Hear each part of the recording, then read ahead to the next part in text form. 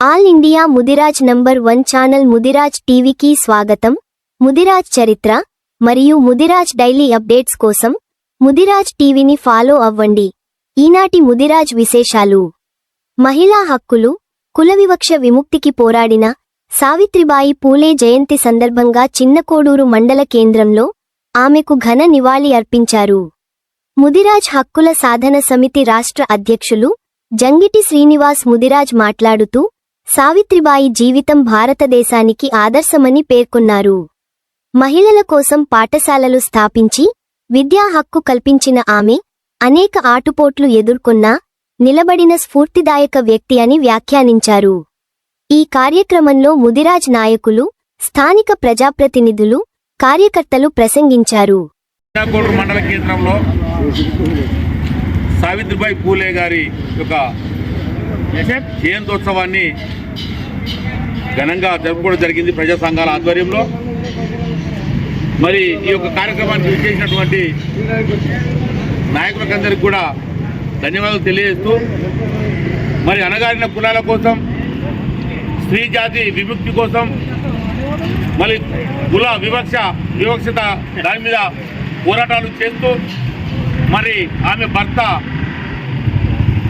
మహాత్మా జ్యోతిరావు పూలే గారి అడుగుజాడలో నడుస్తూ మరి మొట్టమొదటిగా విద్యను అభ్యసించి, మరి ఆ విద్య ద్వారా మరి ప్రతి ఒక్కరికి కూడా మహిళలకు అప్పుడు పాఠశాలలు నెలకొల్పి, మరి ఆ పాఠశాలల్లోకి అణగారిన కులాల మహిళలను తీసుకొచ్చి మరి వారికి అక్షర జ్ఞానాన్ని నేర్పినటువంటి గొప్ప మహోన్నతురాలు సావిత్రిబాయి పూలే.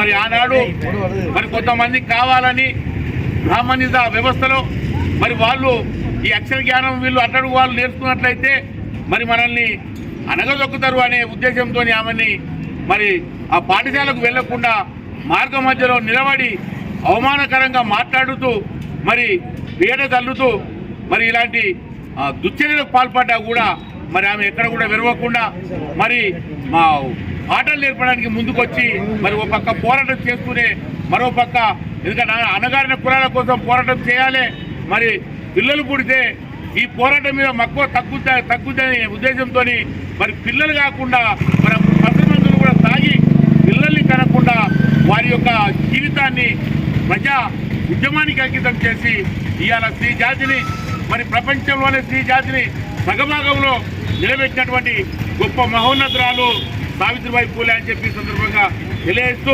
మరి తెలంగాణ ప్రభుత్వం ఆమెను గుర్తించి ఈరోజు మరి మహిళా ఉపాధ్యాయ దినోత్సవంగా ప్రకటించడము సంతోషకరము. గత 20 సంవత్సరాలుగా మేము పోరాటం చేస్తూ ఉన్నాము ఈ యొక్క మాట కోసము. అదేవిధంగా ఈ రోజుని కూడా మరి సెలవు దినంగా ప్రకటించాలని చెప్పి మరి ప్రభుత్వాన్ని డిమాండ్ చేస్తూ ఉన్నాము.